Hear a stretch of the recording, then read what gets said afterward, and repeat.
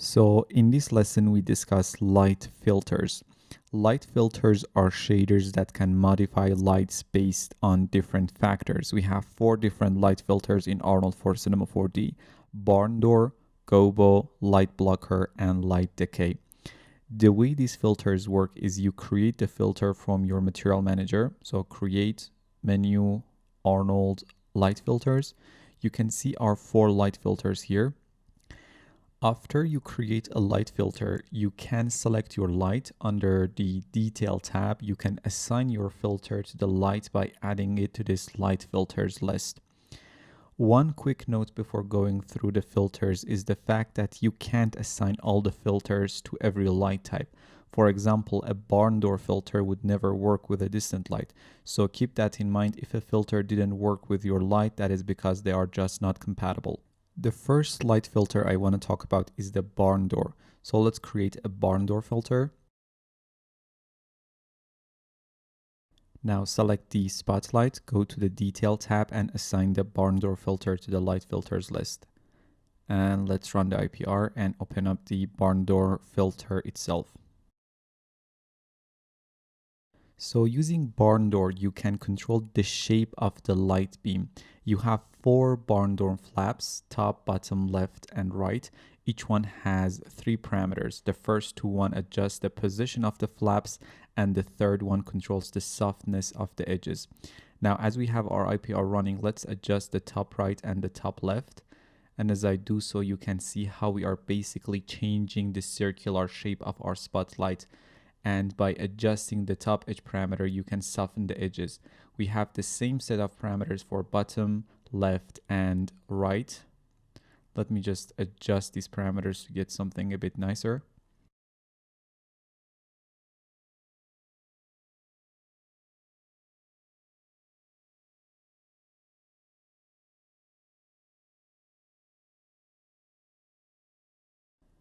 There you go. You can shape your lights using barn door filter.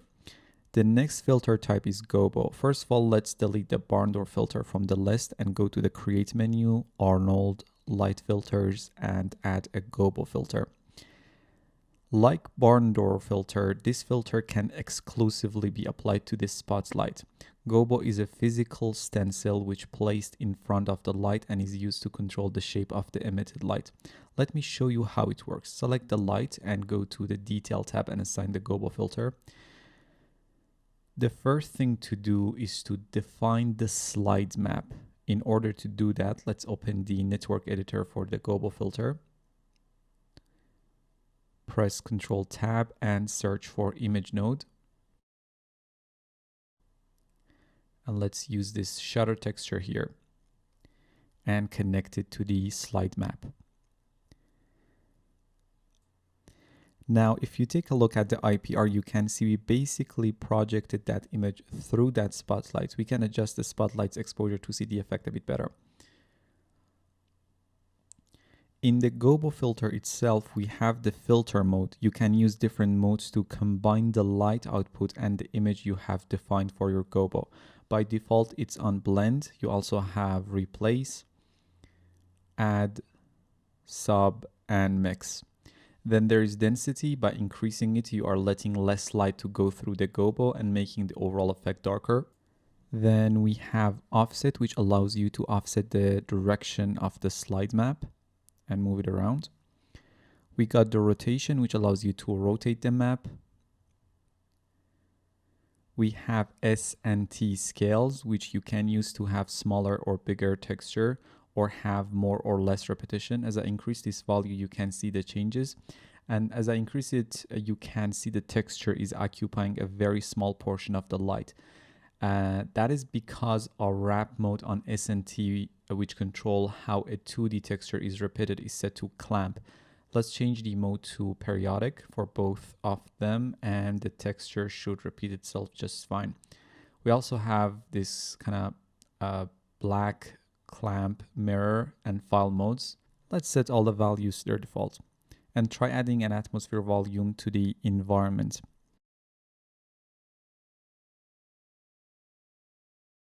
And now you can see how the atmosphere is being affected by that gobo filter as well.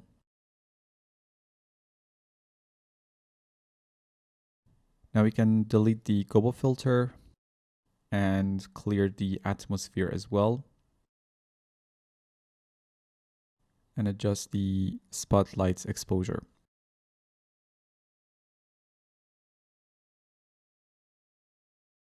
Now the next one is light blocker. So let's go to the create menu, Arnold, light filters, and create a light blocker and assign it to the spotlight. Now you can assign this filter to area lights as well. It's very simple, but very, very useful. Basically, it blocks lights in certain parts. Let's open the light filter and increase its density to about 1 and change the geometry to sphere.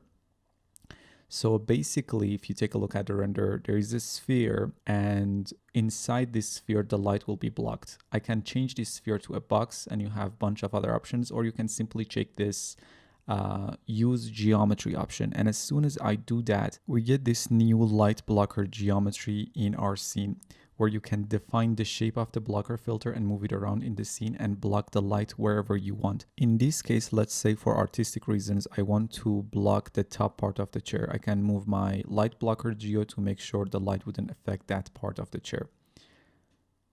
Now the light blocker geometry can be scaled and moved and rotate around, and a few extra controls to soften its edges.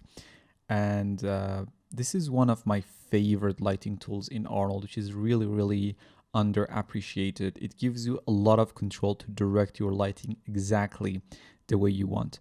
Let's delete the light blocker filter from the list. Finally, we have light decay filter. Now, lights in Arnold, as you know, use physically based correct falloff. Light decay allows you to adjust the light falloff. So let's create a light decay filter and assign it to our spotlight. And let me get out of the camera and move it a bit so we can see the whole thing a bit better.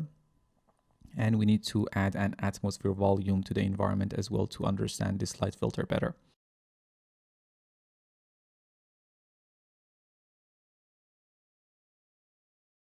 Now open up the light decay filter. You have two sets of parameters, near attenuation and far attenuation. Using near attenuation, you can define where the light fades in and how, and using far attenuation, you can define where and how the light fades out. Let's enable my near attenuation, and the first one is the near start. This is the distance at which the light begins to fade in.